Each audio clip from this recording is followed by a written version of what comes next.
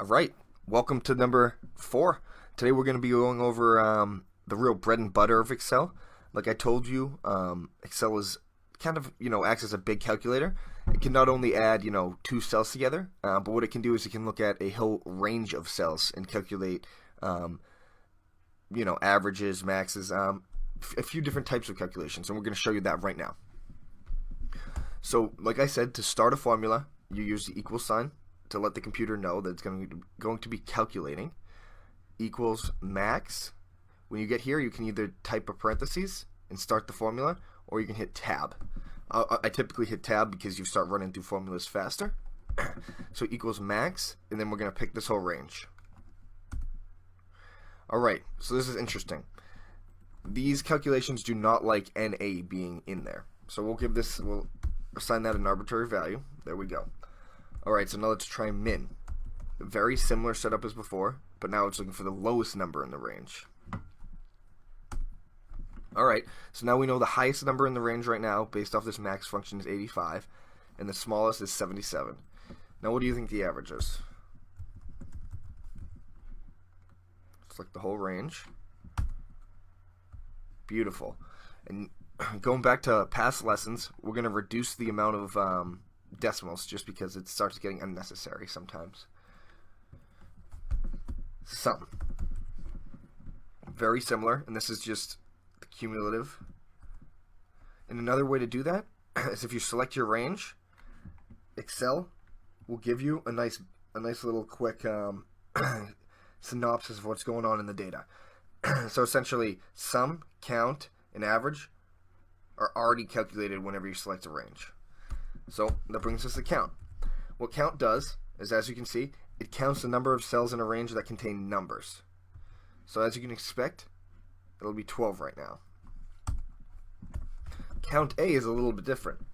This counts the number of cells in a range that are not empty. So this will be 12 right now. But I will change it to show you a case where count A will still be counting a cell and count won't. So we'll change this to NA. As you know, calculation kind of bugs out. It happens a lot. I'll show you how to handle that in a minute. As you can see, count A still counts at text value, where count doesn't. We can even change it to a regular text value.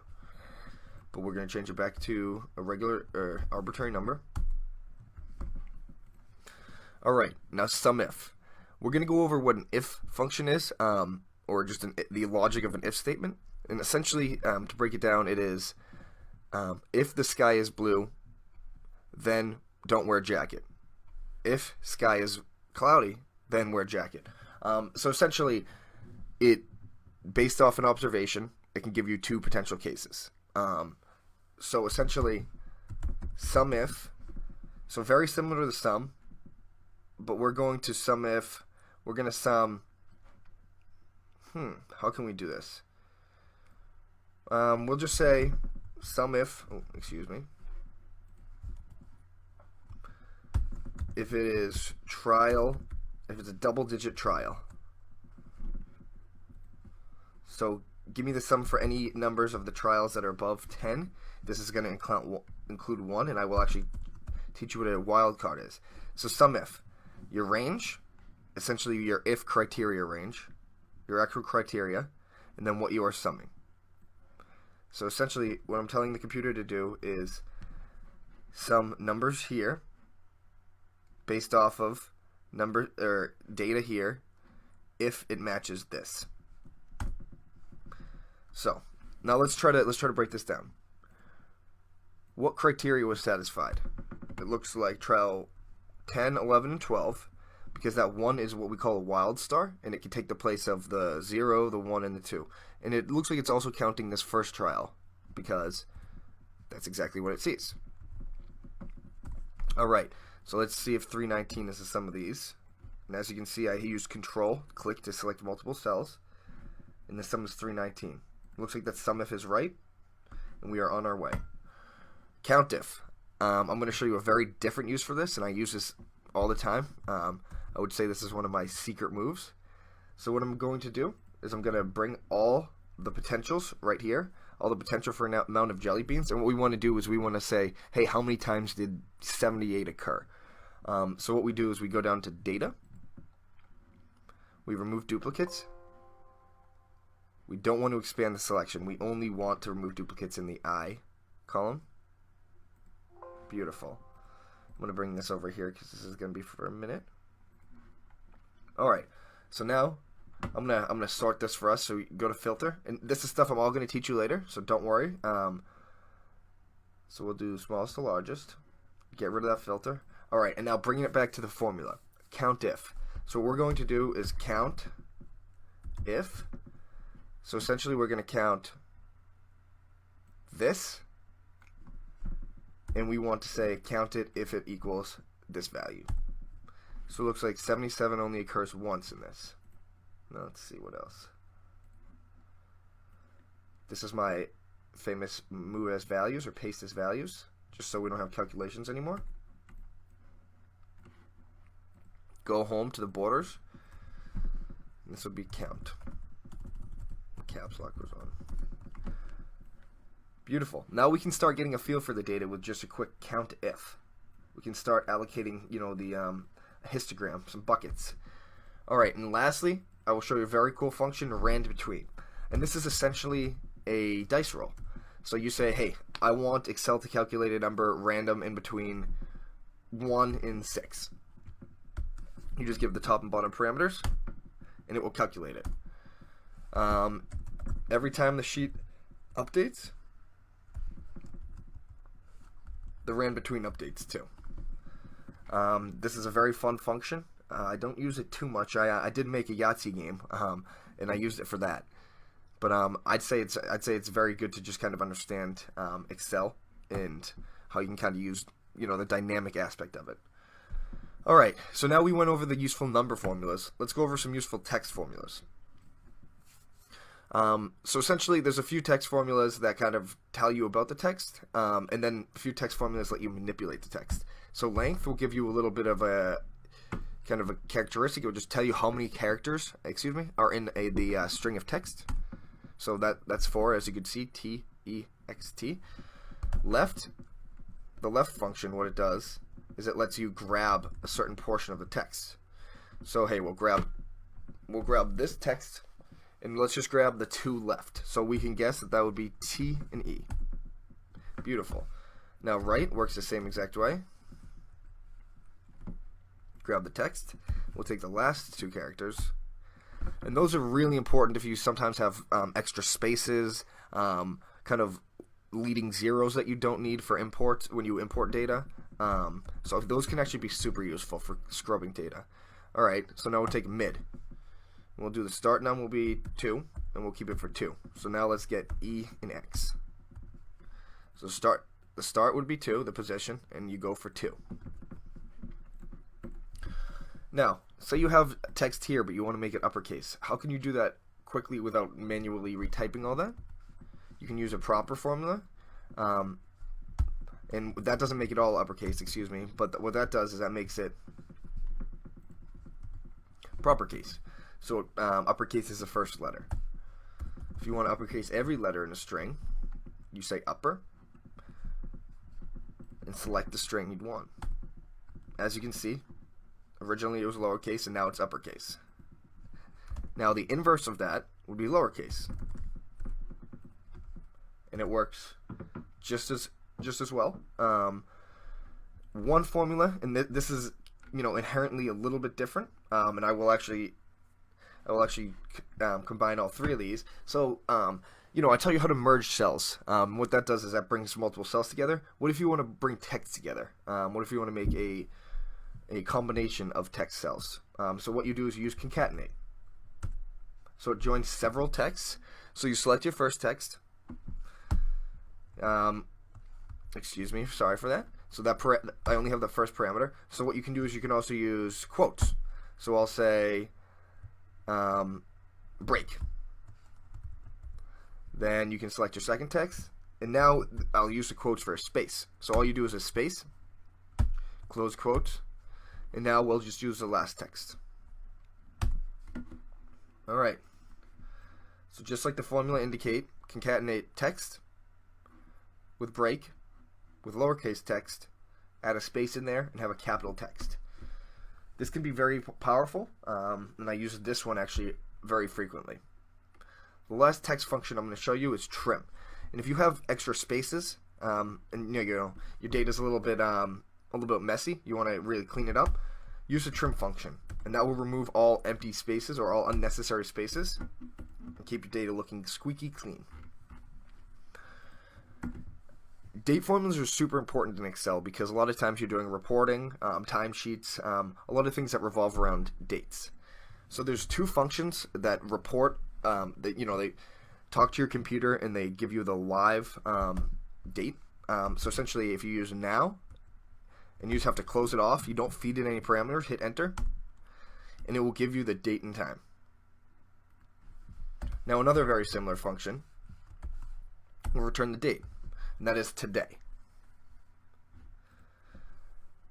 What you can do now, there's other functions essentially, and I will use a dummy date. I'll use one of these. So essentially what you can do is if you want just the date parameter from this date, you say equals day, and you give it the serial number or the Excel identifier as a date. So essentially we'll feed it a date, and we're guessing it should give us 20. Beautiful. It gives us the 20th day of the month. Month is very similar. Feed it a serial number, and it will return the month. In year, anticlimactically is very similar as well. Now, what if you have, your day, month, and year in different cells, and you want to combine all three to make a super date, or just to make a digestible, readable one-cell date? What you can do is you use the date function, returns the number that represents the date. So you feed it the year, comma, feed it the month, comma, and feed it the day. And then it'll spit out the date in a nice format. A fun function with date is called datediff. Or datediff, excuse me. And what that does is that gives you the difference between two dates. This is a very special function because Microsoft Excel does not recognize it and won't autofill it. So as you see, I will type out the function. There's date value and date. There's no datediff. There is. I assure you it's in there. It's a function recognized by Excel. And how it works is the first parameter is the first date. The second parameter is the second date. In the third parameter, what you feed it is... okay. 28. Okay, so now I know I'm on the right one. So that just completely crapped out. I call that a fat finger. It's when your fingers hit a button you don't necessarily intend it to. So I just want to make sure that my first date is B27, my second date is B28, close that off, and I'm not selecting D, I'm selecting M, E27, it's just hidden behind the cell, and that's M, so there's 6 parameters you can give it for this last parameter, M, D, Y, YM, YD, and MD, and I've made a little table with each parameter showing you what they'll each do. Essentially what this just did is said, hey, there's a 13-month date difference between these two dates. I'll bring this down, and this should tell me how many days. This should tell me how many years. Why didn't days work? Okay, all right. So bringing it back to the old lesson, Control-Zing that. We need to absolutely fix these. They cannot be relatively referenced. So what we're going to do is we're going to use the F4 trick. Beautiful. And now this will work. Alright, that's a 409-day difference between these two dates. It makes sense. A year is 365 days. It's 1 year. Solid. And now what we're doing is we're saying, hey, how many months excluding years? So don't look at years. How many months is January to February? How many days is January 14th to February 27th? And now this is just raw months. Very similar to this. The date diff function can be very important when working with date.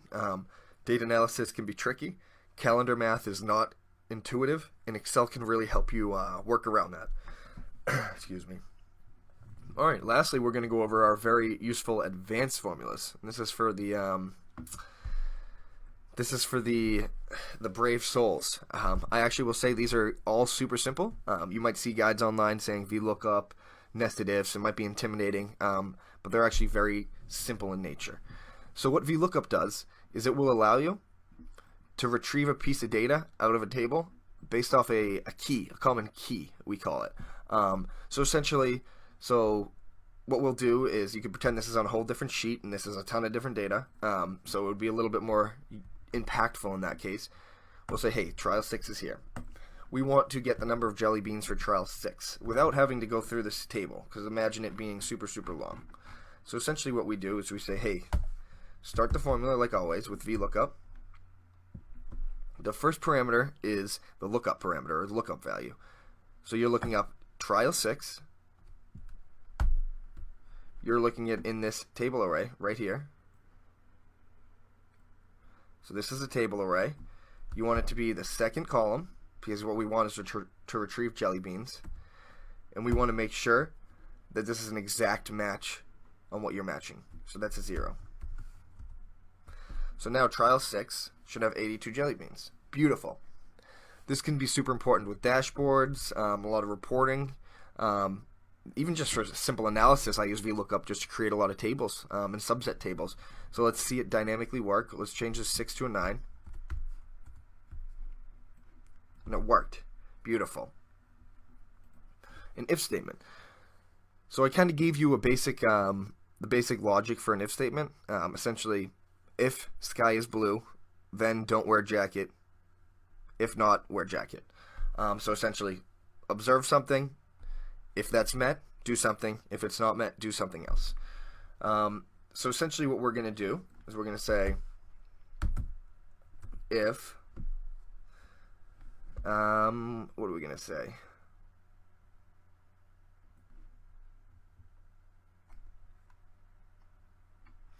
Okay, so essentially we'll say, let's assume the average.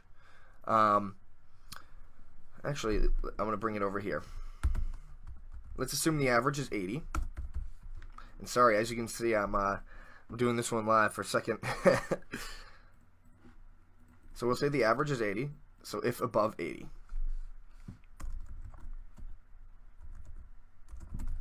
If greater than 80.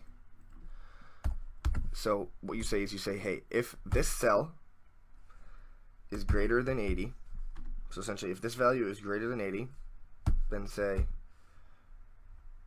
jackpot, because you got a good pack of jelly beans.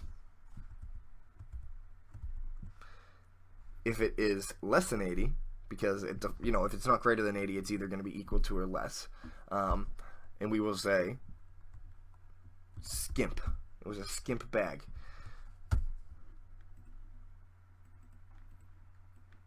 As you can see, this is a 2-case. It allocates 2 cases for greater than or less.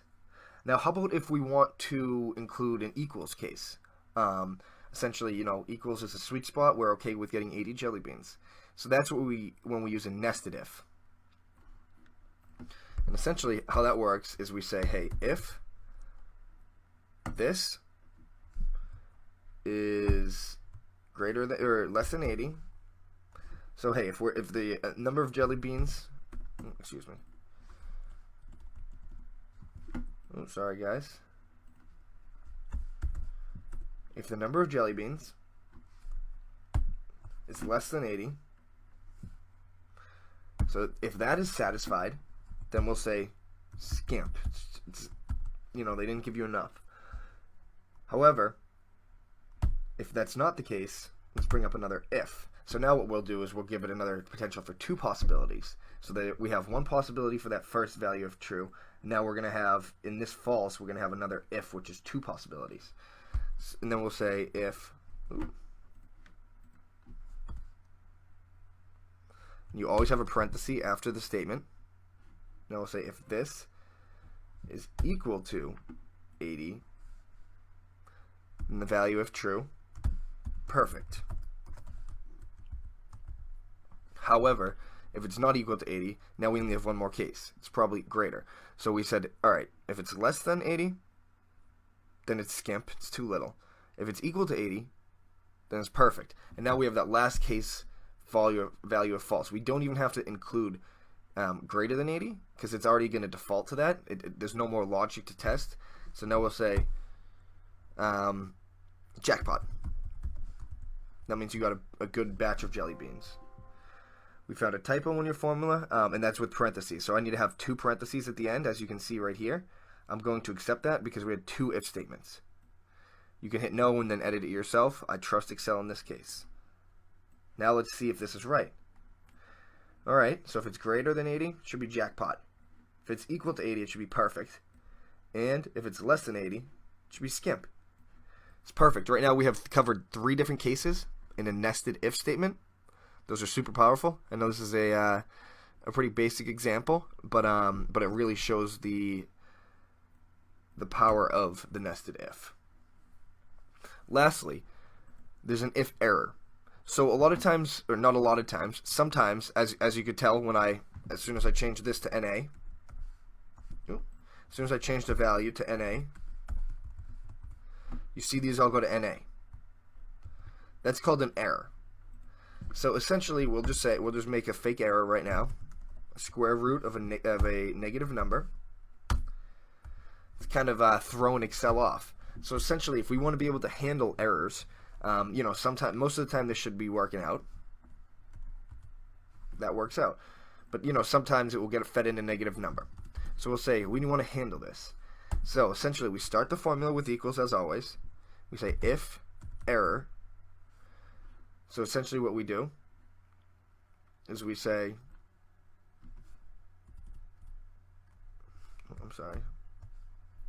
if error.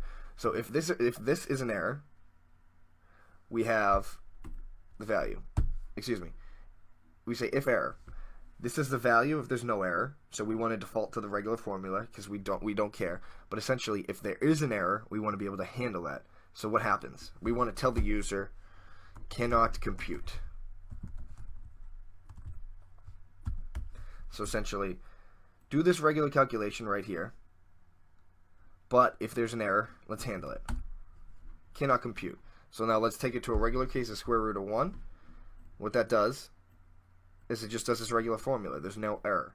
But now we can make this an error, and then the cell will handle that cannot compute instead of getting this ugly green pound num.